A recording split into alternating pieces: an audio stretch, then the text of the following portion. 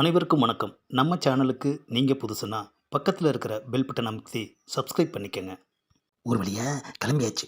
சீக்கிரமா போனாதான் பஸ்ஸை பிடிக்க முடியும். என்னது, தெருவே வெறிச்சோடி போய் கிடக்குது. இந்த காலத்துல யார் வீட்டில் இருக்கா? ஆம்பளையும் பொம்பளையும் சேர்ந்து வேலைக்கு போக வேண்டியதா இருக்கு.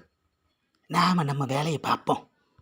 ஆஹா, என்னது, பூனை குறுக்கால போகுது. இன்னைக்கு என்ன ஆகும்னு தெரியலையே. ஆ, பூனைக்கு சொந்தக்காரன் பின்னாடியே வர்றாயா? என்ன நடு ரோட்டில் நின்று ஏதோ யோசிச்சுக்கிட்டு இருக்க?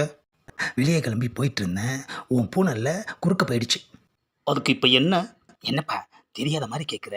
பூனை குறுக்கால போனா பூனைக்காரியும் விளங்காதுன்னு சொல்லுவாங்க. இது பூனைக்கு தெரியுமா? என்னது, பூனைக்கு தெரியுமாவா? ஏப்பா, இதெல்லாம் எப்படிப்பா பூனைக்கு தெரியும்? தெரியாததுனால தானே அது குறுக்க போகுது. ஆஹா, இவங்கிட்ட பேசி ஜெயிக்க முடியாதியா. பூனை வேற இவனோடது. பூனை குறுக்கால போனதுனால எந்த தடங்களும் வராது. நீ கிளம்பு. என்னது, கிளம்பவா? அட நீ வேறப்பா. இப்போ நேராக என் வீட்டுக்கு போய் ஒரு கிளாஸ் தண்ணி குடிச்சிட்டு கொஞ்ச நேரம் உட்காந்துருந்துட்டு தான் நான் கிளம்புவேன். ஆமாம், நீ என்ன காரியத்துக்கு போகிற? ஏப்பா, காரியத்துக்கு தான்ப்பா போகிறேன். என்ன காரியத்துக்கு போகிறேன்னா காரியத்துக்கு தான் போகிறேன்னு என்னையவே கலாய்க்கிறியா? ஏப்பா, நிஜமாவே நான் காரியத்துக்கு தான்ப்பா போகிறேன். காரியம்னா என்ன காரியம் அதை சொல்லு. ஏப்பா, பெரிய காரியத்துக்கு போகிறோம்பா, போதுமா? அப்படி தெளிவாக சொல்ல வேண்டியதானே. ஆமாம், இப்போ என் பூனை குறுக்க போனதுனால அந்த பெரிய காரியத்தில் என்ன மிஸ்டேக் ஆகிடும்னு நினைக்கிற? காரியத்தில் ஒன்றும் ஆகாதுப்பா. போய் சேர்ற வரைக்கும் எனக்கு எதுவும் ஆகிடக்கூடாதுல்ல. நான் சேஃப்டியாக இருக்கணும்ல. அப்போது இன்னைக்கு போகாத, நாளைக்கு போ. ஏப்பா, காரியம் இன்னைக்குப்பா. உன் பூனை சும்மா போகல, நின்று என்ன ஒரு பார்வை பார்த்து வச்சு பாரு. அல்லு தெரிச்சு போச்சு. அதுக்கப்புறமா தான் போகுது அது. ஆமாம், நீ வர்றது பூனைக்கு தெரியுமா? அது எப்படிப்பா தெரியும்?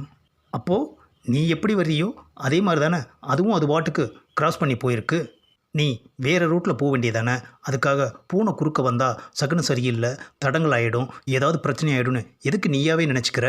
ஏப்பா, ஆரம்பத்துல இருந்தே இந்த மாதிரி சொல்லி சொல்லி நினைக்க வச்சுட்டாங்களே.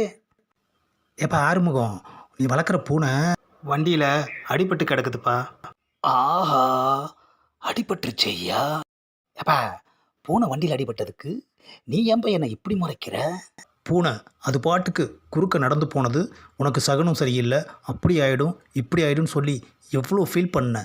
இப்போது உன்னை பார்த்துட்டு போன அந்த பூனை ஆக்சிடெண்ட்டில் மாட்டிக்கிச்சு. உன்னை பார்த்துட்டு போனதுனால தான் என் பூனைக்கு ஆக்சிடெண்ட் ஆச்சுன்னு சொன்னால் ஒத்துக்குவியா? ஆஹா, வழக்கத்தையே மாத்துறானே ஐயா. உன்னை பார்த்ததுனால தான் என் பூனைக்கு சகுனம் சரியில்லாமல் போச்சு. என்னது, என்ன பார்த்துட்டு போனதுனால உன் பூனைக்கு சகுனம் சரியில்லாமல் போச்சா? ஆமாம். ஆஹா, புதுசாக இருக்கு ஐயா. பூனையும் ஒரு உயிர் தான், புரியுதா? அதனால் பூனைக்கு ட்ரீட்மெண்ட்டுக்கான மொத்த செலவையும் நீ தான் ஏற்றுக்கிற. ஆஹா, குறுக்க போனதும் இல்லாமல் இப்போ நமக்கு செலவும் வச்சிடுச்சு ஐயா இந்த பூனை. பேசாமல் போயிருக்கலாம். வாயை கொடுத்து இப்போ நானே வம்பில் மாட்டிக்கிட்டேன். பூனையை பார்த்தா மனுஷனுக்கு தான் சகுனம் சரியில்லாமல் போகும். ஆனால் இங்கே நம்மளை பார்த்தா அந்த பூனைக்கு சகுனம் சரியில்லாமல் போச்சு ஐயா.